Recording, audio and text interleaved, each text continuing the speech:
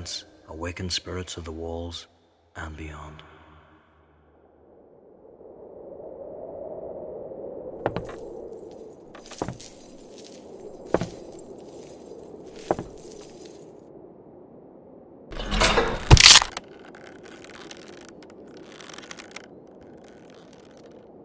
Another neck snapped. How many was that he had now pulled the lever on? 100? 1,000? He couldn't remember anymore. The last remnants of life squirmed out of the victim as they hung from Magazine Gate. The muscle memory made the executed man's legs kick out clumsily and desperate. He was now dead, although his brain didn't seem aware of it yet, as urine dripped down his leg. It was a sorry sight, and it never got easier to look at. The hangman could only pray he would at least have dignity in death when it came to him.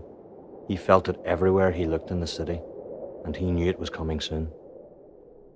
The siege had lasted much longer than expected, with the Jacobite forces outside the city's gates not willing to relent until they had finally breached Derry's walls. Although there was a source of pride, and of course relief, in keeping out this well-oiled military machine, it was a hollow victory as the frustrated Jacobites had now decided to starve out the townspeople. Resources in the city had started to run out rapidly, and inside the walls now made for a grim spectacle.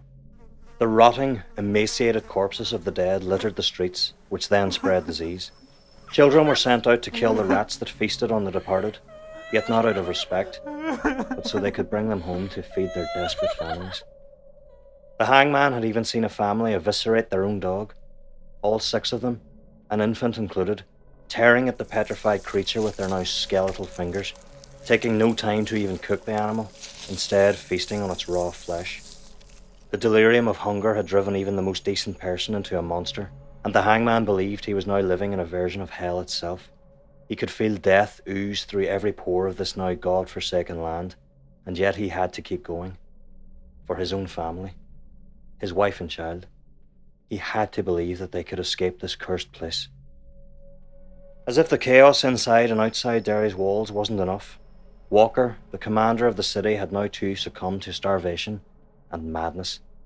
Paranoid that the Jacobites had planted moles within the city to break the siege, he had begun a ruthless purge, demanding countless executions of innocents for imagined crimes.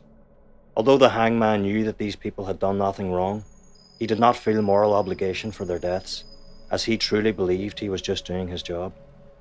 However, this did not help him sleep at night, which was difficult enough due to the noise of cannons relentlessly being fired by the increasingly bloodthirsty army camped outside.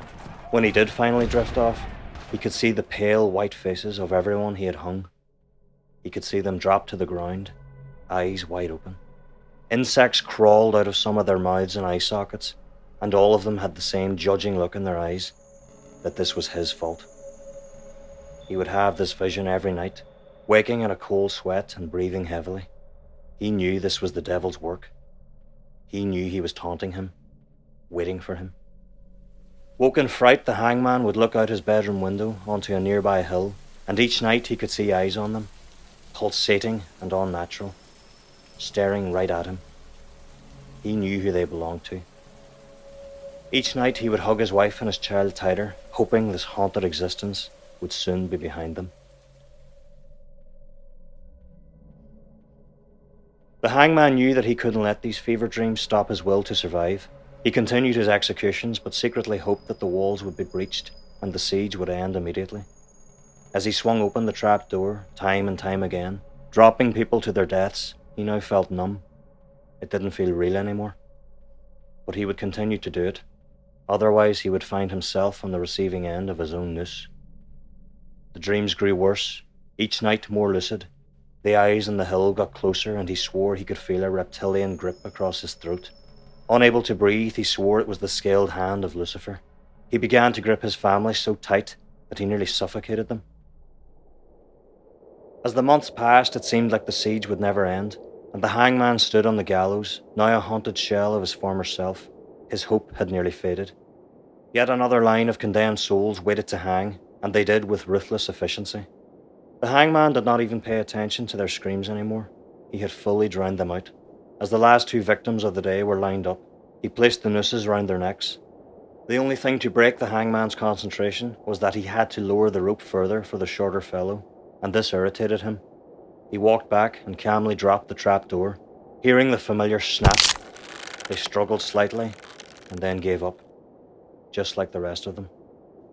It was only when the hangman took off his hood that he realized it was nighttime. There was no crowd. In fact, there was no one at all.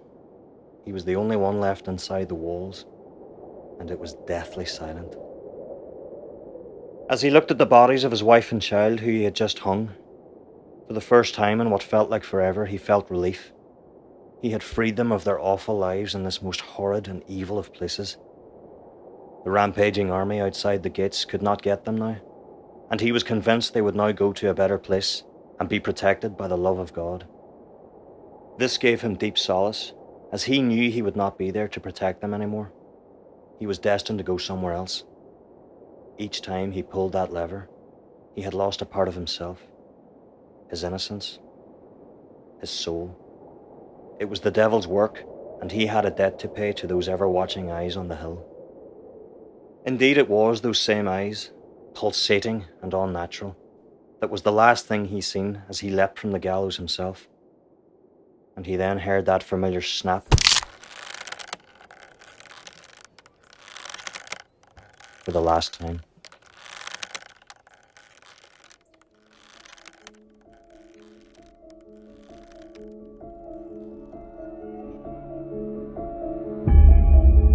Hangman was written by Sean Coyle, performed by Micheál McDade, original music by Colin Norby, sound design by Brogan Wakely. Thank you for listening to Awakened Spirits of the Walls and Beyond.